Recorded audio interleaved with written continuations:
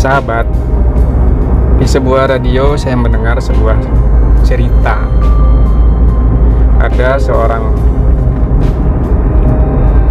manusia lah begitu berjalan-jalan ke sebuah hutan.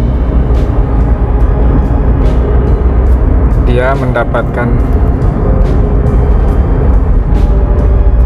kesejukan, kedamaian, ketenangan, keindahan dari alam yang ada di dalam hutan tersebut. Pada suatu titik dia menemukan gemericik aliran air, menambah keindahan suasana dan pemandangan di hutan tersebut.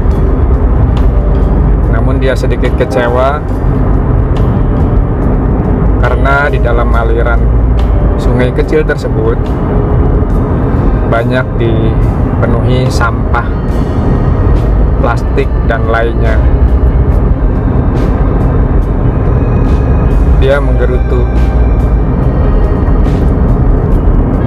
Sangat disayangkan ya, seindah ini alam terkotori oleh sampah seperti ini.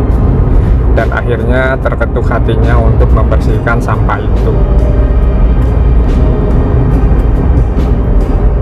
Seharian sambil menikmati alam, dia membersihkan sampah di aliran sungai kecil itu. Sampai pada sore hari, dia cukup senang karena sampah yang tadinya menumpuk sangat banyak sedikit berkurang.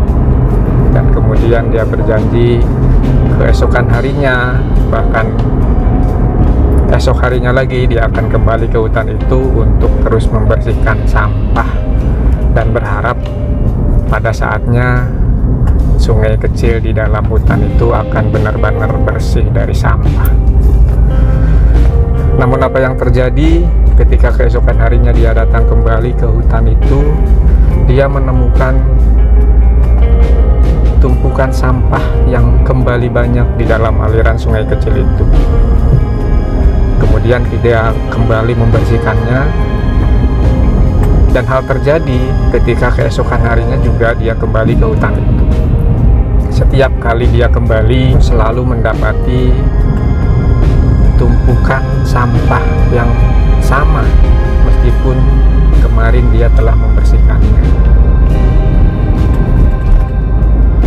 Dengan penasaran akhirnya dia menyusuri aliran sungai kecil itu ke hulu.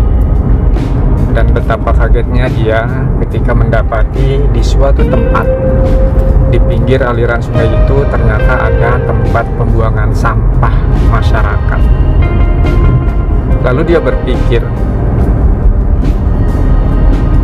andai tiap hari dia membersihkan sungai di hilir sana dari tumpukan sampah sebersih-bersihnya, maka keesokan harinya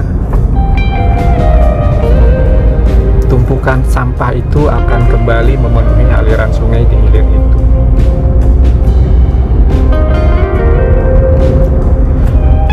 Seolah-olah kegiatan membersihkan sampah itu hanya memberi jalan bagi sampah-sampah lain untuk masuk ke sana. Nah, intinya apa dari cerita ini? Intinya adalah bahwa segala sesuatu harus kita melihat dari hulunya, dari sumbernya.